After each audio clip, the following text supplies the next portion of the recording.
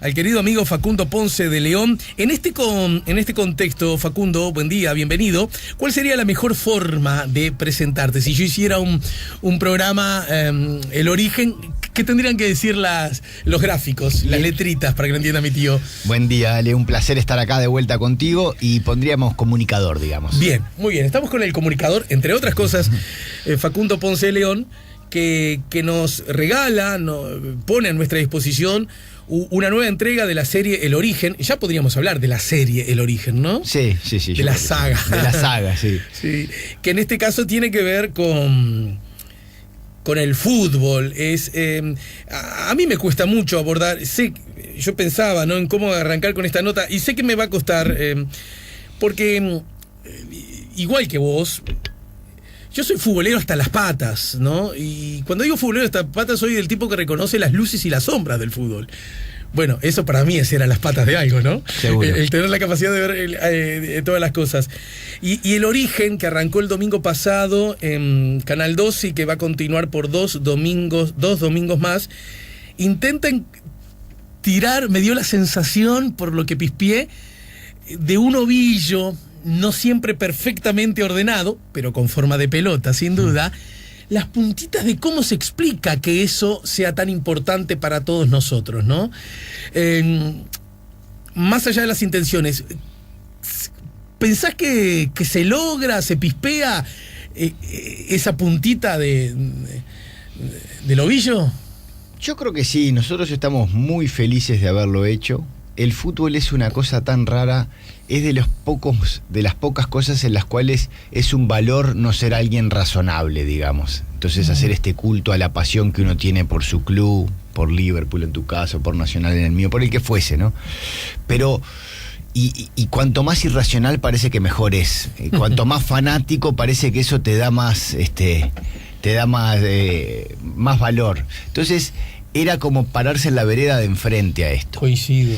Y pararse en la vereda de enfrente a esto, en un país que en la parte del fútbol hace culto de la pasión total, era muy difícil. Pero teníamos el gran colchón del proceso de esta selección, que de alguna manera volvió, y lo dice Tavares en el tercer programa, yo volví a unirme con aquella tradición del inicio, que es la tradición que estamos contando nosotros, que es una tradición donde no hay un culto de esta pasión desenfrenada, donde hay otra cosa que está en juego. Mira, está todo muy alineado, Facundo. Ayer en Escritores a Mano, el invitado fue Jorge Señoranz, que junto a Luis Eduardo Insaurralde son los autores de Maestro, el legado de Tavares. Exactamente. Y justamente metimos arriba de la mesa como un bloque esto que a esta altura es innegable en cuanto a su influencia. No sabemos hasta cuándo y de cuánto, pero el llamado proceso Tavares indica que podríamos hablar de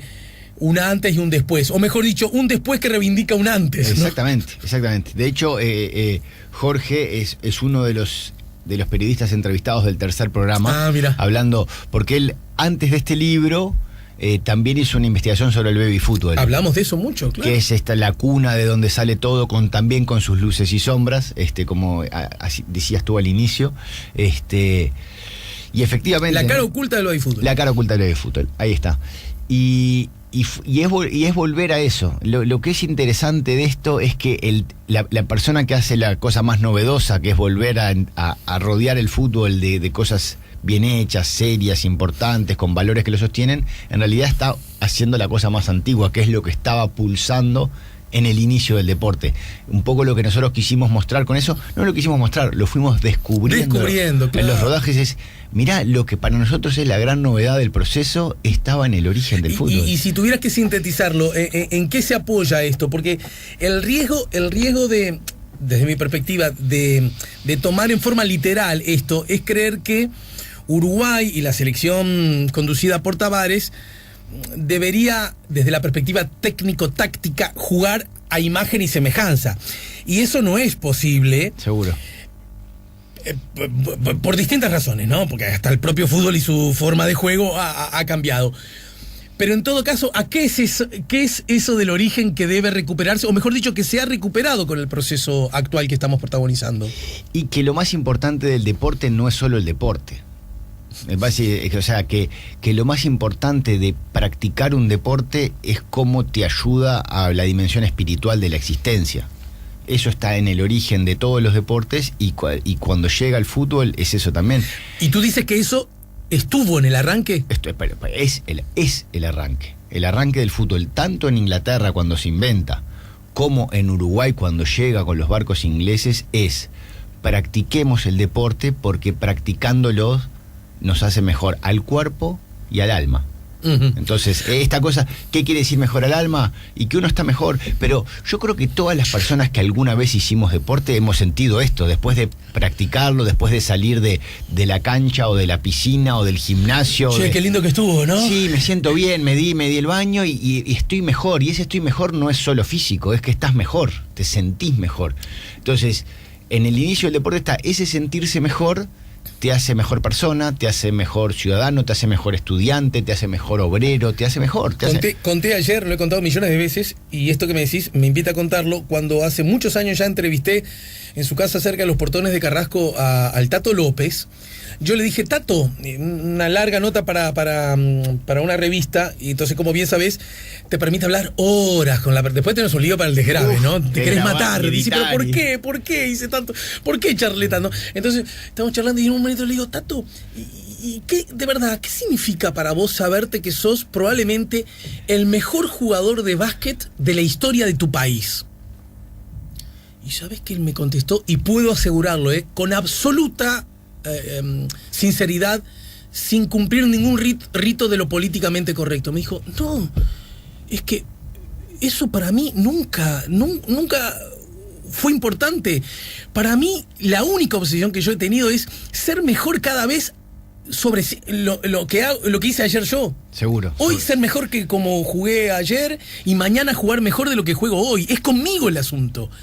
Y vos sabés que yo dije, esta obviedad lució como una obviedad, igual que la poesía. ¿Viste cuando la poesía dice las cosas hoy? Y vos decís, claro, ahí está todo. Esta idea de superación personal es clave. Además, en el caso del fútbol, que también aplica al básquetbol, es una superación sobre sí mismo en un juego que es de equipo. No es lo mismo que un tenista, ¿entendés? O que un... Bueno, y ahora voy a instruir lo que acabo de decir. Sí, individual, en un marco colectivo, pero enfrentando a otros. Exactamente. A los que hay que ganar, porque se trata también de ganar. ¿Por qué podríamos suponer que el deseo de ganar sea desde esa perspectiva un elemento que se transforma en la quinta columna de un objetivo superior? ¿Dónde es que eso se vuelve raro, hace ruido o hasta incluso patológico? Es una pregunta difícil. Es una pregunta difícil. Lo que se llama la cuestión agonística, de competir, de ganarle a otro, para algunos hace parte casi de nuestra naturaleza humana, es casi esencial. Y esto yo no me animaría a afirmarlo así. Lo que sí me animo a afirmar es que cuando la competencia está bien establecida, ganan las dos partes. ¿Por eso el maestro nos recuerda que el camino es la recompensa? Sí, yo creo que nos lo recuerda por eso, sí. No fuimos campeones del mundo en Sudáfrica. No, seguro. Pero estábamos todos felices. Estábamos todos felices. En algún lugar entendimos eso. Sí. Dimos lo mejor que podíamos dar. Sí. ¿No? Sí. Y en ese dar lo mejor, tener un antagonista. La idea de que desde lo otro... Lo que pasa es que, claro, lo interesante en el proceso es que el antagonista que se plantea el proceso es el propio relato de un Uruguay que nos estaba haciendo mal. Claro. Entonces nosotros nos peleamos contra nosotros mismos, que era el relato del Uruguay de la garra, la prepotencia y el caudillo que todo lo puede y que... Me pareció muy interesante que vos ubiques ese momento en el año 35. Sí. La Copa América, que creo que eran sudamericanos en aquella época que se llamaba. Exactamente. Es más, creo que Uruguay jugó de camiseta roja, ¿puede ser? No, en Santa Bernardina ya estamos con la celeste. Ajá. No. Se inaugura en tu estadio, se inaugura en Belvedere. No, la celeste, claro. Es más, hay un muro exagerado que dice, aquí nació el fútbol uruguayo. Yo me hago el chancho rengo, pero sé que la expresión es injusta. Sí. En todo caso, lo que sí ocurrió es que ahí se lució. Y también, para decirlo todo, era de Wanderers la cancha en aquella época. Exactamente. Y estaba al revés, ¿no? Pero bueno, la cancha ahora es nuestra. El programa del domingo arranca con esta anécdota de por qué usamos la celeste. Bien. No, pero que una vez me parece que Uruguay, un poco para suavizar cosas con Argentina, retomó el uso de la roja, y que tenía que ver con... Porque en el 30 las cosas quedaron un poquito dañadas de los vínculos, ¿no? Bueno, también investigamos eso. O sea, acá hay además del trabajo de todo el equipo de Mueca, Mueca es la productora. Mueca es la productora que hace El Origen. Es una productora que, junto a mi hermano Juan, que es el realizador del Origen, fundamos hace ya, van a ser 6 años. Y bueno, en El Origen hay todo un equipo. Elisa Liber, Juan y yo armamos el proyecto y para el fútbol vino Aldo Mazzucchelli. Sí. Que fue un gran acierto, porque es un outsider del mundo del fútbol, lleno de información documentada sobre el fútbol. El problema que tiene el fútbol, en esta cuestión pasional, en esta cuestión de boliche, de que somos 3 millones de técnicos, es que, a diferencia de otras cosas, vos no tenés que presentar pruebas de lo que piensas. Vos decís, para mí, Kurki y Peñarol no tienen nada que ver. Claro. ¿Y por qué? Y porque no tienen nada que ver, porque son nombres... Pero ¿hay algún documento que diga lo contrario? Bueno, no existe este tipo de discusiones. Sí. La garra existió siempre. ¿Cómo sabes? Y porque siempre vos te pensás que si Irasasi no tenía garra, ganábamos el 24. Entonces, ¿qué hizo Aldo? Fue a mirar la prensa. Claro. ¿Qué dijo la prensa del 24, del 28, del 30? Además, ¿qué decían los otros, no? Exacto, la prensa de los otros, los franceses, los españoles, los ingleses, los italianos y los argentinos. Y resulta que la palabra garra no aparece ni en Colombes, ni en Ámsterdam, ni en el Mundial del 30. Aparece recién en el 35 y aparece en la prensa argentina, que dice: Argentina sigue siendo la selección que juega mejor al fútbol. Se siguen reservando. Recordemos que derecho. volvimos a ganar. Les volvemos a ganar en el 35. Pero Uruguay gana porque tiene un elemento extra futbolístico que hace que gane los partidos, que se llama garra. Y nosotros, en vez de enfrentar ese relato... No, para que yo te gané jugando al fútbol. Exactamente. Nos compramos el relato, y además de comprarlo, lo malinterpretamos y llevamos la garra a un lugar extrafutbolístico, extrarreglamentario, que es la prepotencia. Yo te agarro un codazo, yo te pego. El salirse de la norma. No. Por eso, de vuelta, lo que hace Tavares es decir, ese concepto de garra malentendida es el que nos trajo problemas en todo el fútbol uruguayo. Y lo que pasa es que ahora estamos un poquito olvidados. Además, está bien, a veces se necesita cierta memoria frágil para seguir mirando para adelante. Yo no reivindico mucho eso, aunque lo puedo entender. Vos como filósofo seguramente tenés mucho para decirnos.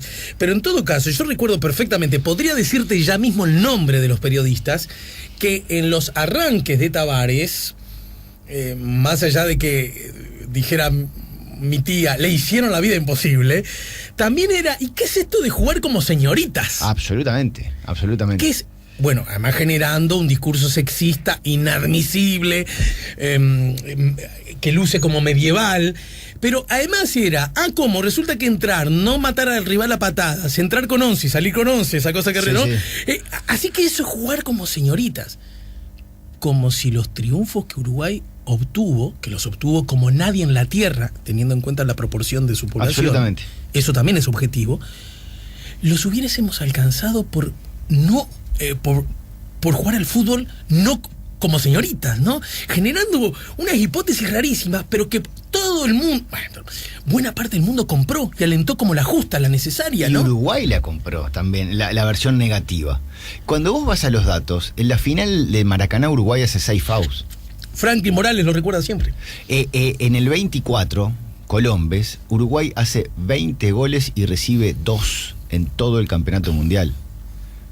O sea, la final del 30, que está llena de relatos falsos alrededor. El problema, si querés, más filosófico que está atrás, es que cuando vos generás un relato, aunque sea falso, después lo empezás a autovalidar vos mismo. Uh-huh. Entonces, Uruguay... Vamos, eso no pasa solo en fútbol, ¿verdad? No, eso pasa en todos los... Claro, entonces vos autovalidás un relato que al final termina siendo cierto porque vos lo vas autovalidando, pero el relato en sí mismo no tenía ningún asidero. ¿Y cuando cómo se creó. descalvaigás después? Está Claro, bravo. exactamente. Pero pensá en la idea de, porque no solo es la garra. Ahí Rafael Weiss, el sociólogo, nos dice una cosa muy interesante. Nosotros no solo compramos un relato argentino, que era Uruguay tiene garra, no es que juega bien al fútbol, sino que además le pusimos lo charrúa y ya lavamos la culpa de que como los habíamos determinado. Claro. Entonces ahora todos nosotros, todos los uruguayos que sentimos que logramos algo, olvídate del fútbol, pensamos que es por la garra charrúa, que hay una especie de ancestro en la sangre, ¿no es? Sí.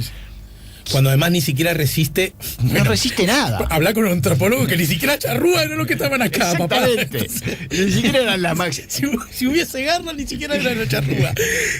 Entonces Pero no me podés destruir eso de un día para el otro. Bueno, ¿no? pero si vos me preguntás, No. el gran objetivo del programa, Claro, está bien. digamos, el origen Está del bien. fútbol es sembrar, dejar por lo menos algunas semillas. Igual,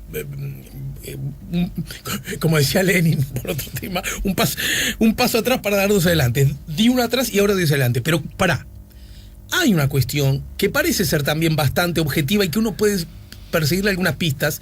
Las narraciones de los propios futbolistas, de los propios y de los otros, parecen sustentarlo y tiene que ver con una condición emocional frente a la posible adversidad Absolutamente. que hace que la dimensión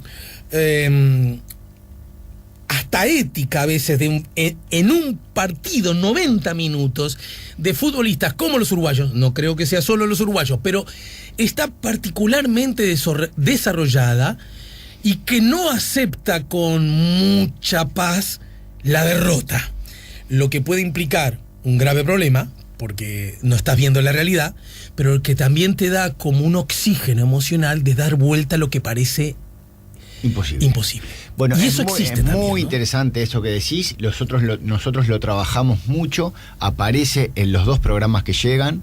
El del domingo que viene. No me digas eso que me muero de verlo. Pero déjame adelantarte 2 o 3 cosas que dicen los entrevistados. El primero, Pierre Arrigui, que analizó la Olimpiada del 24 ¿Y qué pasa? No habla de garra. Dice, Uruguay le demuestra al mundo la inteligencia emocional para ganar un partido. Vos fíjate que ya te paraste en otro lugar. ¿Qué es tener inteligencia emocional? Y Pierre Arrigui dice, Uruguay demuestra en el 24 que un partido no se gana jugando al fútbol los 90 minutos. Hay momentos emocionalmente para atacar, para hacer cosas, para leer los partidos. Hay una inteligencia emocional que lee los partidos. Acá tenés ya una clave. No hablé te hablé de inteligencia emocional. Entendí. Y después hay otra cosa que comentan muchos, que es de vuelta, la cantera del baby fútbol. Tiene toda una cosa bastante inhóspita que vos decís padres gritando, no sé cuánto, pero también ¿qué te dicen los jugadores? Lo que te hace madurar emocionalmente, estar compitiendo con 6, con 7, con 8, con 9 años, además en condiciones de canchas que no hay vestuarios, que no hay no sé cuánto, que no hay pasto, te genera una fortaleza emocional que los tipos que de ahí después terminan jugando en Europa tienen de vuelta una fortaleza emocional para vivir adversidades, para poder salir de situaciones difíciles. Pero claro, fíjate que cómo te estoy respondiendo yo. No, perfecto. No es garra, eso es, claro. Es educación emocional, es educación en la frustración. Después de eso te puede llevar a otra cosa. Tenés que aprender a perder, eso lo dice el presidente de la FIFA. Lo más importante del fútbol, ganar ya sabemos lo que es. El tema es que la magia del fútbol es que uno aprende a perder porque sabe que siempre hay revancha. Perdiste el clásico, 2 días mal, 3 días mal, pero el 4º día práctica de vuelta porque en 2 meses hay otro clásico. Y esta idea de que el fútbol refleja la vida, pero esta cosa linda del fútbol es que siempre hay una revancha, siempre hay un partido nuevo para el cual hay que prepararse, también es muy importante para de vuelta los valores que están atrás, el valor de saber respetar al rival, saber perder cuando hay que perder. Y de vuelta el 30... todos los relatos falsos que hay alrededor del 30. Uruguay gana la final y Argentina se queda en la cancha. Miren las imágenes, los jugadores argentinos se están saludando con los uruguayos. Y también yo he visto, no me preparé tanto para esta nota, pero yo recuerdo haber visto títulos de los diarios argentinos que cuando los futbolistas llegan, denuncian o dicen, nos mataron a patadas. Exactamente, pero de vuelta, lo que hay ahí, y además nosotros lo investigamos, es la construcción de un dirigente argentino que se llama Augusto Roquette,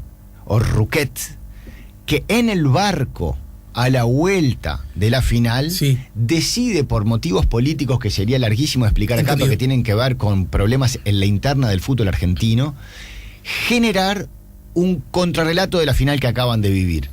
De vuelta, ¿qué hacemos los uruguayos? Nos lo compramos. Claro. Y empezamos a decir, no, parece que los matamos a patadas. No solo parece lo compramos. que en el vestuario los... Pero lo enfermo de todo esto, que no solo lo compramos y lo reivindicamos. Lo reivindicamos. Cuando en realidad te están haciendo la peor de las ofensas. Exactamente. Sí, te gané a patadas. Y que, no, loco. Uruguay te gané. ganó 4-2 la final. Otra cosa, el juez está lleno de momentos que dicen, no, el juez parece que se fue corriendo porque sabía que lo iban a matar. Pero es mentira. A ver, el juez belga que arbitró escribió un libro sobre sus memorias de arbitraje. Es un libro que está en francés, que no está traducido al español, pero dimos con un investigador que lo leyó y que habla de la final del 30 y dice, fue una final que Uruguay ganó legítimamente. Mentira que yo me fui escapado, mentira que me hice un seguro de vida, todo es falso. Jules Rimet estaba en el centenario, escribió una carta. Entonces, está bien que uno pueda hacer charlas de boliche, pero después hay documentos. Claro, claro. Lo que pasa es que el documento, cuando pega al relato, lo que decíamos, Exacto. nos hacemos los chanchos rengos y decimos, mozo, me sirve otra, ¿no? Para terminar por hoy, ni hablar que me encantaría que fuera domingo para ya ver el segundo capítulo.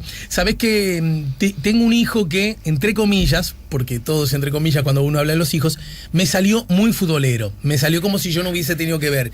Pero advierto que está en una dimensión incluso superior a la que yo hubiese creído. ¿Estamos de acuerdo? ¿Sí? Y bueno, y es muy hincha de Uruguay, muy hincha de Liverpool, y lo hice también como estrategia hincha de Boca, para que tenga un grande en la cercanía, porque ustedes, los de Nacional y Peñarol, molestan mucho. Bien. Y ofrecen, y tienen una cosa, bueno, en fin, está. Otro día lo hablamos. Dale. Hay un asunto que todavía, de verdad, no sé cómo respondérselo, porque él advierte que Uruguay tiene 4 estrellas. Tiene que ver con 4 campeonatos del mundo. Sin embargo, el primero fue en el 30. Ya lo has dicho en otros lugares. ¿De verdad aplica o es una sacada de pecho exagerada de nosotros los que propiciamos la gloria celeste el adjudicarnos los maravillosos triunfos del 24 y 28 como equiparables a una Copa del Mundo? No, aplica perfectamente. El tema es que la FIFA no puede decirlo en voz alta y oficialmente. De hecho, no le prohíbe a Uruguay que juegue con las 4 Claro, estrellas, no ¿no? le prohíbe, pero a Gianni Infantino se lo preguntamos explícitamente Sí. y él dice, la FIFA organiza Copas del Mundo desde 1930. O sea que, y fue en Uruguay y esa es la primera. Bueno, entonces podría aplicar que no tenemos, ganamos otras cosas valiosas. Lo que pasa es que la FIFA organiza esos Juegos Olímpicos. Ahí es una dimensión política que se mezcla con una dimensión deportiva. ¿Por qué se fue la FIFA de los Juegos Olímpicos? Porque vendía más entradas que todo lo demás. Sí. Entonces se juntan y dicen, che, ¿por qué estamos adentro de las Olimpiadas? Salgámonos de las Olimpiadas. Si somos nosotros Nosotros lo que al final te estamos financiando todos los Juegos Olímpicos. El señor que pensó eso la vio clarísima, ¿no? La vio clarísima.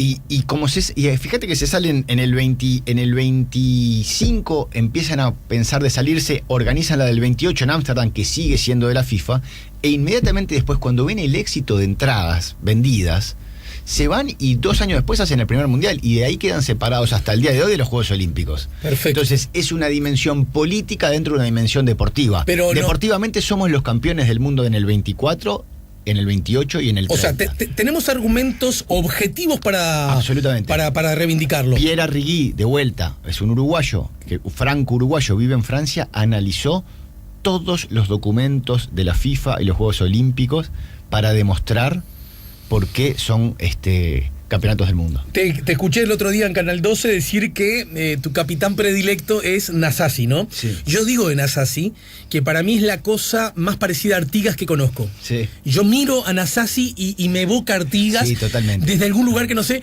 Cuando además Nasasi es 50 años, bueno, 30 años más joven que Artigas, ¿verdad? Esa cosa además que te debe pasar a vos, a mí me pasa a pesar de que ya soy veterano, y es que los veo viejos a los futbolistas, los veo veteranos y eran gurises. Totalmente. O no jugaban con 40 años. No jugaban, ¿verdad? pero los ves veteranos.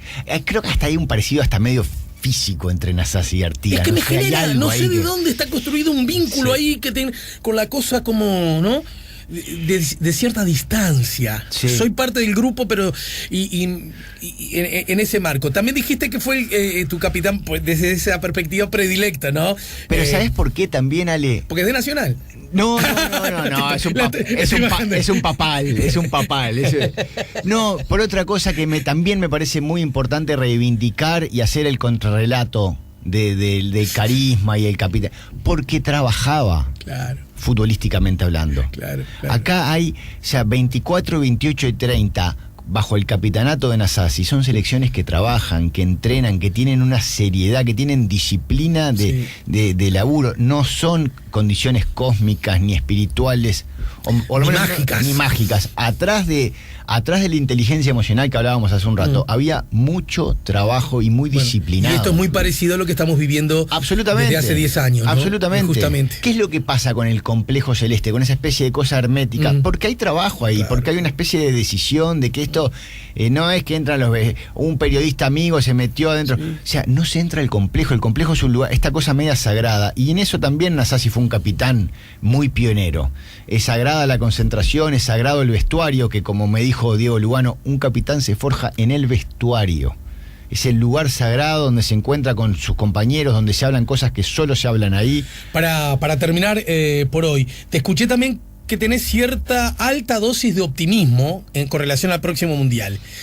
Y a mí eso me asusta, ¿sabe, compañero? Bueno, lo que pasa que me pasó, con la nota con el Tavares, me pasó una cosa muy que no se ve en la isla. De hecho, lo volví a mirar un par de veces. A ver. Pero los que estuvimos ahí en el rodaje la sentimos.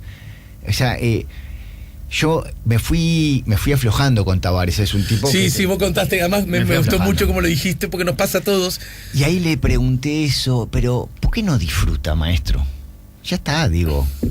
Y ahí él me dijo, tengo un pacto con esta selección. Y lo miré, viste, cuando clavás los ojos así, y fue como sentir que estaban preparando... Algo así como, mirá que yo sé cosas. Claro, mirá que yo sé cosas.